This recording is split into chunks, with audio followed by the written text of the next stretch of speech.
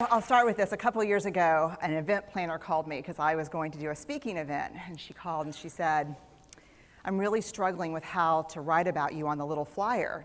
And I thought, well, what's the struggle? And she said, well, I saw you speak, and I'm going to call you a researcher, I think, but I'm afraid if I call you a researcher, no one will come because they'll think you're boring and irrelevant.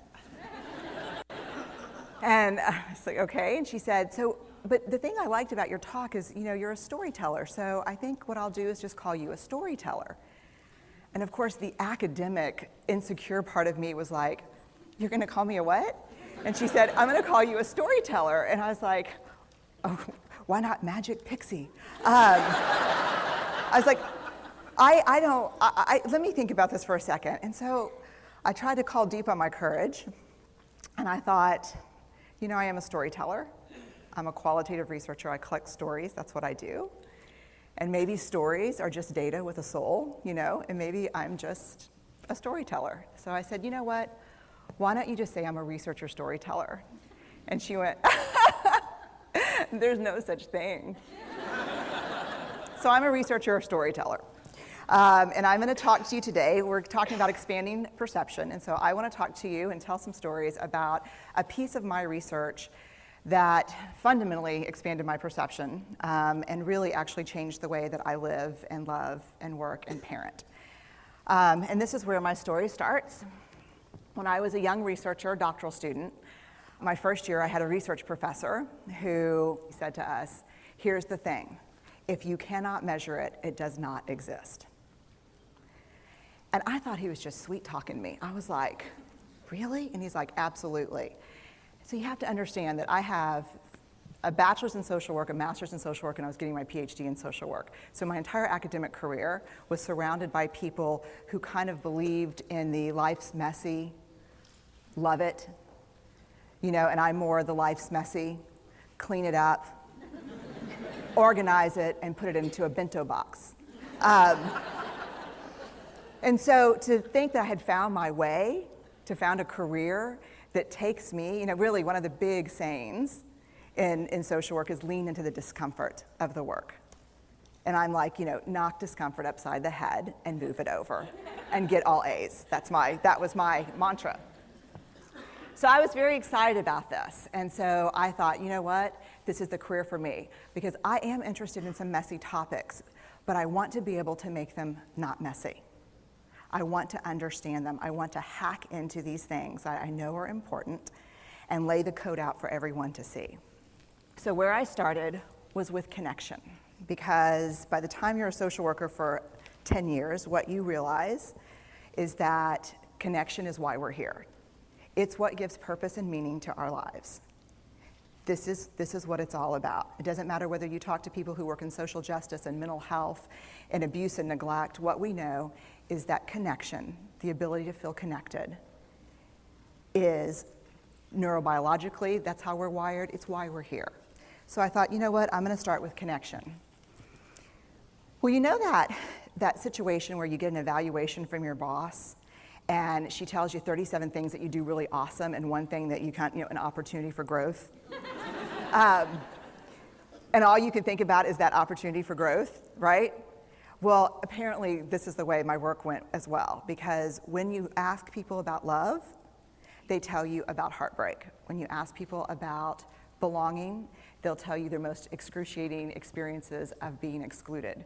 And when you ask people about connection, the stories they told me were about disconnection.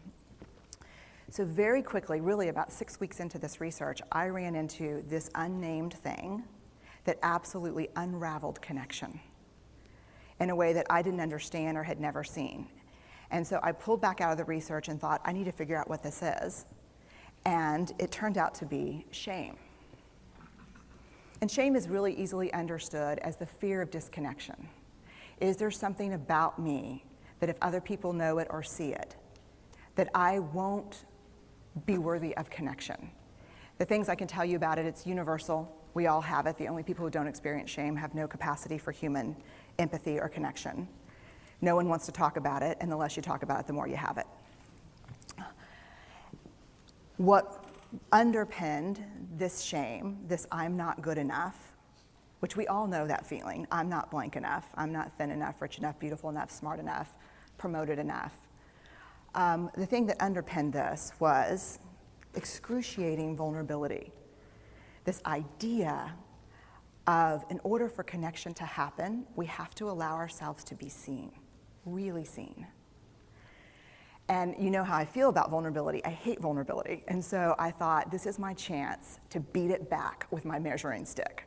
I'm going in, I'm gonna figure this stuff out, I'm gonna spend a year, I'm gonna totally deconstruct shame, I'm gonna understand how vulnerability works, and I'm gonna outsmart it. So I was ready, and I was really excited. As you know, it's not gonna turn out well. You know this. So I could tell you a lot about shame, but I'd have to borrow everyone else's time. But here's what I can tell you that it boils down to. And this may be one of the most important things that I've ever learned in the decade of doing this research. My 1 year has turned into 6 years, thousands of stories, hundreds of long interviews, focus groups. At one point, people were sending me journal pages and sending me their stories, thousands of pieces of data. And 6 years. And I kind of got a handle on it. I kind of understood this is what shame is, this is how it works. I wrote a book, I published a theory, but something was not okay. And what it was is that if I roughly took the people I interviewed and divided them into people who really have a sense of worthiness, that's what this comes down to, a sense of worthiness. They have a strong sense of love and belonging. And folks who struggle for it, and folks who are always wondering if they're good enough. There was only one variable that separated the people who have a strong sense of love and belonging and the people who really struggle for it, and that was the people who have a strong sense of love and belonging believe they're worthy of love and belonging. That's it. They believe they're worthy. And to me, the hard part of the one thing that keeps us out of connection is our fear that we're not worthy of connection, was something that personally and professionally I felt like I needed to understand better. So what I did is I took all of the interviews where I saw worthiness, where I saw people living that way, and just looked at those. What do these people have in common? And I have a slight office supply addiction, but that's another talk. So I had a manila notebook, a manila folder, and I had a Sharpie, and I was like, what am I gonna call this research? And the first words that came to my mind were wholehearted. These are kind of wholehearted people living from this deep sense of worthiness. So I wrote at the top of the manila folder, and I started looking at the data. In fact, I did it first in this in a 4-day, very intensive data analysis where I went back, pulled these interviews, pulled the stories, pulled the incidents. What's the theme? What's the pattern? My husband left town with the kids because I always go into this kind of Jackson Pollock crazy thing where I'm just like writing and going and kind of just in my researcher mode. And so here's what I found. What they had in common was a sense of courage. And I want to separate courage and bravery for you for a minute. Courage, the original definition of courage, when it first came into the English language, it's from the Latin word cur, meaning heart. And the original definition was to tell the story of who you are with your whole heart. And so these folks had, very simply, the courage to be imperfect. They had the compassion to be kind to themselves first and then to others, because as it turns out, we can't practice compassion with other people if we can't treat ourselves kindly. And the last was they had connection, and this was the hard part, as a result of authenticity. They were willing to let go of who they thought they should be in order to be who they were, which is, you have to absolutely do that for connection. The other thing that they had in common was this. They fully embraced vulnerability. They believed that what made them vulnerable made them beautiful. They didn't talk about vulnerability being comfortable nor did they really talk about it being excruciating, as I had heard earlier in the shame interviewing. They just talked about it being necessary. They talked about the willingness to say I love you first. The willingness to do something where there are no guarantees. The willingness to breathe through waiting for the doctor to call after your mammogram. The willing to invest in a relationship that may or may not work out. They thought this was fundamental. I personally thought it was betrayal. I could not believe I had pledged allegiance to research, where our job, the definition of research is to control and predict, to study phenomenon for the explicit reason to control and predict. And now my mission to control and predict had turned up the answer that the way to live is with vulnerability and to stop controlling and predicting. This led to a little breakdown, which actually looked more like this. And it did. It led to I call it a breakdown, my therapist calls it a spiritual awakening. Spiritual awakening sounds better than breakdown, but I assure you it was a breakdown. And I had to put my data away and go find a therapist. Let me tell you something. You know who you are when you call your friends and say, I think I need to see somebody. Do you have any recommendations? Because about 5 of my friends are like, woo, I wouldn't want to be your therapist. And I was like, what does that mean? And they're like, I'm just saying, don't bring your measuring stick. It's like, okay. So I found a therapist. My first meeting with her, Diana, I brought in my list of the way the wholehearted live. And I sat down, and she said, how are you? And I said, I'm great, I'm okay. And she said, what's going on? And I said, and this is a therapist who sees therapists, because we have to go to those because their BS meters are good. And so I said, here's the thing, I'm struggling. And she said, what's the struggle? And I said, well, I have a vulnerability issue, and I know that vulnerability is kind of the core of shame and fear and our struggle for worthiness, but it appears that it's also the birthplace of joy, of creativity, of belonging, of love, and I think I have a problem, and I need some help. And I said, but here's the thing, no family stuff, no childhood shit, I just need some strategies.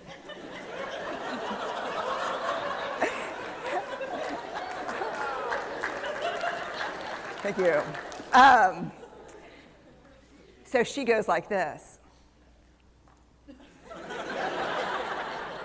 And then I said, it's bad, right? And she said, it's neither good nor bad. It just is what it is. And I said, oh my God, this is gonna suck. And it did, and it didn't. And it took about a year. And you know how there are people that, like, when they realize that vulnerability and tenderness are important, that they kind of surrender and walk into it? A, that's not me. And B, I don't even hang out with people like that. For me, it was a year-long street fight. It was a slugfest. Vulnerability pushed, I pushed back. I lost the fight, but probably won my life back.